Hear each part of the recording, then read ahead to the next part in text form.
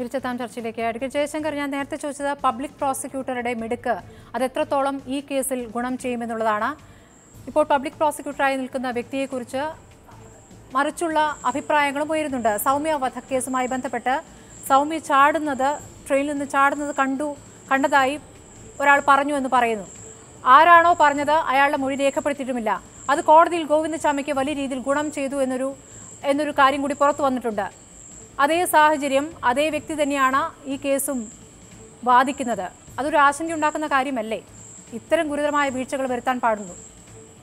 ഒരിക്കലുമല്ല എന്ന് മാത്രമല്ല, നിങ്ങൾ ഈ ദുരാരോപണം പിൻവലിക്കണം. ഒന്നാമത് പ്രോസിക്യൂട്ടർ അല്ല സാക്ഷികളുടെ മൊഴി രേഖപ്പെടുന്നത് പോലീസ് ഉദ്യോഗസ്ഥന്മാരാണ്. പോലീസ് ഉദ്യോഗസ്ഥന്മാർ കൊടുക്കുന്ന മൊഴി വച്ചിട്ട് കോടതിയിൽ വാദിക്കുന്ന കേസ് നടത്തുന്ന ജോലിയെ പ്രോസിക്യൂട്ടർക്കുള്ളൂ. ഒന്നാമത്. രണ്ടാമത്, ഈ പറഞ്ഞ സാക്ഷികളെ ഐഡൻറ്റിഫൈ ചെയ്യാൻ പോലീസിന് സാധിച്ചില്ല. കാരണം പോലീസിന് കണ്ടുപിടിക്കാൻ പറ്റാത്ത ഒരുപാട് കാര്യങ്ങൾ ഏത് കേസിൻ്റെ അന്വേഷണത്തിലുണ്ടാവും. പിന്നെ സുപ്രീം കോടതി ആ ഒരു നൂലാമലയമ്മ കയറി പിടിച്ച് ഗോവിന്ദചാമിക്ക് അനുകൂലമായിട്ട് ഇടപെട്ടു എന്നുള്ളതാണ് സത്യം. ആ സന്ദർഭത്തിൽ അവിടുത്തെ പ്രോസിക്യൂട്ടർക്ക്, അവിടെ കേസ് നടത്തിയ വക്കീലിന് ഇദ്ദേഹത്തിൻ്റെ സേവനം ലഭിച്ചിരുന്നില്ല.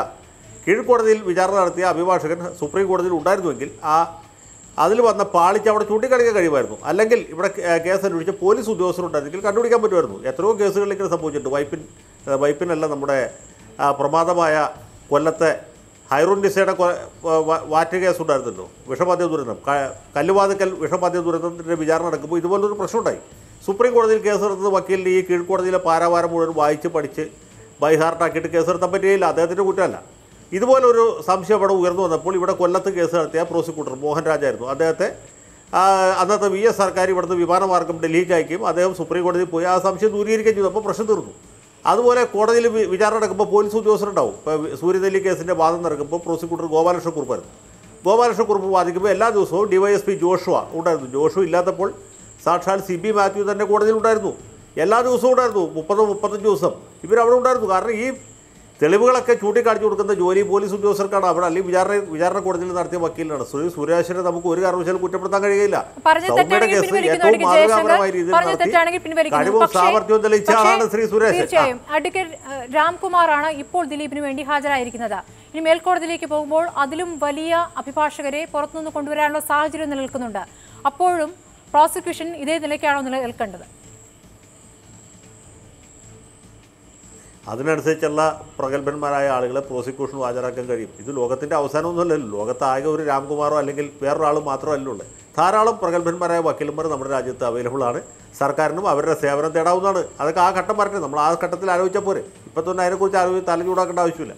ശ്രീ നൗഷാദ്, സർക്കാർ അതേക്കുറിച്ച് ജാഗരൂകമായി തന്നെ നിലനിൽക്കുന്നുണ്ട് സർക്കാർ അക്കാര്യത്തിൽ എന്നാണോ മനസ്സിലാക്കേണ്ടത്? ഒരു കാര്യം വളരെ വ്യക്തമായില്ലേ, വളരെ കൃത്യമായി കേസ് നടത്താൻ ശേഷിയുള്ള ഒരു അഡ്വക്കേറ്റിനെ തന്നെയാണ് പ്രോസിക്യൂട്ടറായി നിയമിച്ചിരിക്കുന്നതെന്ന് അഡ്വക്കേറ്റ് ജയശങ്കർ പറഞ്ഞപ്പോൾ അത് സ്മൃതിക്ക് ബോധ്യമായി. ഇതിന്റെ തുടക്കത്തിൽ ഈ കേസിനെ സംബന്ധിച്ച് ഞാൻ ദുർബലമായ വാദം തിരിച്ചു പറഞ്ഞു. പക്ഷേ ജയശങ്കർ പറഞ്ഞപ്പോൾ അത് ബോധ്യപ്പെട്ടല്ലേ, ഏതായാലും നല്ലത്. അതെ, അത് ഏതായാലും അങ്ങനെ ബോധ്യപ്പെടുമ്പോൾ അതെ ഞാൻ പറഞ്ഞ അത് തന്നെയാണ്, അത് സമ്മതിച്ചു. അപ്പോൾ ഇതുപോലാണ് നമ്മൾ പലപ്പോഴും പല വാദങ്ങളും നടത്തുന്നത്. ഇപ്പോൾ ഈ കേസുമായി ബന്ധപ്പെട്ട് വളരെ കൃത്യമായ അന്വേഷണം നടത്തിയ പ്രോസിക്യൂട്ടർ മാത്രമല്ല, അന്വേഷണ ഉദ്യോഗസ്ഥരും അന്വേഷണ സംഘവും ഈ ഡിസ്കസ് ചെയ്തിട്ടാണ്, കേസ് ഡയറി ഉൾപ്പെടെ വെച്ച് ഡിസ്കസ് ചെയ്തിട്ടാണ് കോടതിയിൽ വാദപ്രതിവാദങ്ങൾ നടത്തുന്നത്.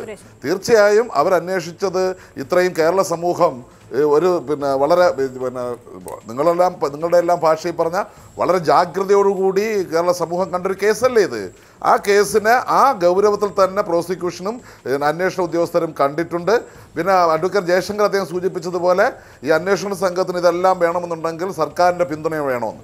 ഉറപ്പായും 100% പിന്തുണ എന്നുള്ള വളരെ ക്ലിയർ കട്ടായി അതിനുള്ള അനുവാദം നൽകിയിരിക്കുന്നു എന്നുള്ളതാണല്ലോ ഇതുവരെയുള്ള നമ്മുടെ അനുഭവം തെളിയിച്ചിട്ടുള്ളത്. അതുകൊണ്ട് തന്നെ ഈ കേരള പോലീസും പ്രോസിക്യൂഷനും അവരുടെ ഭാഗം വൃത്തിയായി ചെയ്യും എന്ന് തന്നെയാണ് നമ്മൾ ഈ ചർച്ചകൾ നടത്തി. ഈ കോടതിയെ ഇപ്പോൾ ഇവിടെ ഒരു കാര്യം മനസ്സിലായല്ലോ, കോടതിയെ സ്വാധീനിക്കാൻ കഴിയും എന്ന് ഇപ്പോൾ ഈ ചർച്ചയിൽ നിന്ന് തന്നെ മനസ്സിലാക്കാൻ വേണ്ടി കഴിയുന്നു. അങ്ങനെ കോടതിയെ സ്വാധീനിക്കത്തക്ക തരത്തിലുള്ള ചർച്ചകളിലേക്ക് മറ്റും നമ്മൾ പോകുന്നത് ഒരിക്കലും ഗുണകരമല്ല. കേസിൻ്റെ വഴിക്ക് പോകട്ടെ. തീർച്ചയായും നീതി ഉറപ്പായും ലഭ്യമാകും. എന്തായാലും ഒരു കുട്ടി ആക്രമിക്കപ്പെട്ടു എന്നുള്ളതൊരു സത്യമാണ്. അപ്പോൾ അതിൽ പിന്നെ ഒരാൾ ആക്രമിച്ചു, അയാൾ എന്തിനാക്രമിച്ചു അതെല്ലാം കോടതിയിൽ തെളിയിക്കേണ്ടതായിട്ട് വരും. കോടതിക്ക് അത് ചോദിക്കേണ്ടതായിട്ട് വരും. അപ്പോൾ അതെല്ലാം വസ്തുതയാണ്. അത് തീർച്ചയായും അത് കോടതിക്ക് ബോധ്യപ്പെടും. താങ്കൾ ഉറപ്പിച്ചു പറയുന്നത് ശ്രീ ജോർജ് ജോസഫും ആ കാര്യത്തിൽ ആത്മവിശ്വാസത്തിലാണ്. ശ്രീമതി CS ചന്ദ്രിക, മറ്റൊരു കാര്യത്തിലേക്ക്, ഇന്ന് അടൂർ ഗോപാലകൃഷ്ണനും സക്കറിയയും നടത്തിയിരിക്കുന്ന പ്രതികരണങ്ങൾ, അതിനെ എങ്ങനെയാണ് താങ്കൾ കാണുന്നത്? ഞാൻ അറിയുന്ന ദിലീപ് ഒരു ക്രിമിനൽ അല്ല എന്നാണ് അടൂർ ഗോപാലകൃഷ്ണൻ പ്രതികരിച്ചത്. സക്കറിയുടെ പോസ്റ്റാണ്, ഫേസ്ബുക്ക് പോസ്റ്റാണ് വന്നിട്ടുള്ളത്. അദ്ദേഹം ഇരയ്ക്കൊപ്പം എന്ന രീതിയിൽ ആദ്യം പ്രതികരിച്ചു, അവസാനം ദിലീപ് എന്ന നിഷ്കർഷങ്ങളിലേക്ക് എത്തി.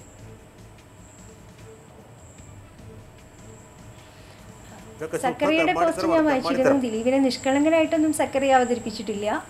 മറിച്ച് മാധ്യമങ്ങൾ ഇത് നിരന്തരം ഇതുപോലെ ചർച്ച ചെയ്യുന്നതിൽ ഉള്ളൊരു ക്രിട്ടിക്കാണ് അദ്ദേഹം വെച്ചതെന്നാണ് ഞാൻ മനസ്സിലാക്കിയത്. കുറ്റം കോടതി ശിക്ഷിക്കും വരെ നിഷ്കളങ്കനായി കാണണം അദ്ദേഹത്തെ എന്ന് പറഞ്ഞില്ലേ ഗോവിന്ദസ്വാമി? നമ്മൾ അങ്ങനെ കണ്ടിട്ടുണ്ടോ? ഇല്ല, നിഷ്കളങ്കനായി കാണണം എന്നൊക്കെ അന്നൊന്നും പറയാൻ പാടില്ല. മറിച്ച് ഈ സമയത്ത് അങ്ങനത്തെ ഒരു സ്റ്റാൻഡ് എടുക്കുന്നതും നല്ലതല്ല.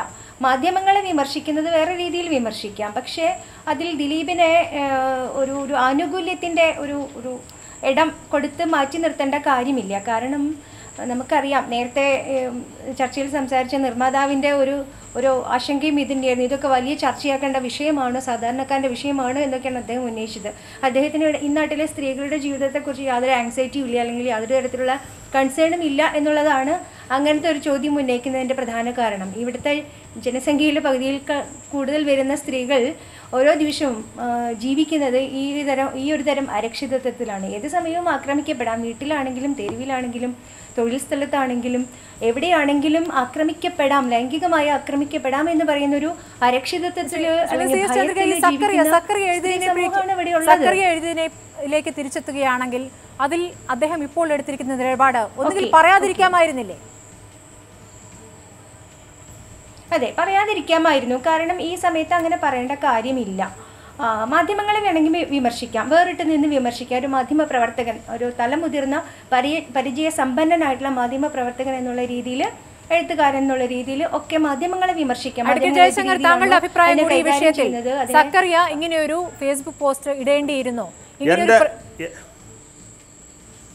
പറഞ്ഞോളൂ അഡ്വക്കേറ്റ് ജയശങ്കർ. സക്കറിയയ്ക്ക് ഒരു പ്രത്യേകതയുണ്ട്. ലോകത്തുള്ള ആൾക്കാർ പറഞ്ഞതിന് വിപരീതമായ അഭിപ്രായങ്ങൾ പറഞ്ഞ് ഒരു സ്കോർ ചെയ്യാൻ ശ്രമിക്കുന്നതാണ് സക്കറിയ. സക്കറിയയുടെ പോസ്റ്റ് ഞാൻ വായിച്ചില്ല. അടൂർ ഗോപാലകൃഷ്ണൻ്റെ കൃതി ഞാനിന്ന് പത്രത്തിൽ വായിച്ചു. അടൂർ ഗോപാലകൃഷ്ണൻ പറഞ്ഞത് ശുദ്ധ തെമ്മാടിത്തരമാണ്. മലയാളത്തിൽ അടൂർ ഗോപാലകൃഷ്ണൻ അല്ല, അതിനേക്കാൾ വലിയ ആളായി സത്യജിത് റായ് എഴുതിയാലും അത് തെറ്റാണ്. ശുദ്ധ തോന്നിവാസമാണ്, തെമ്മാടിത്തരമാണ്, തല്ലുകൊള്ളിത്തരമാണ്.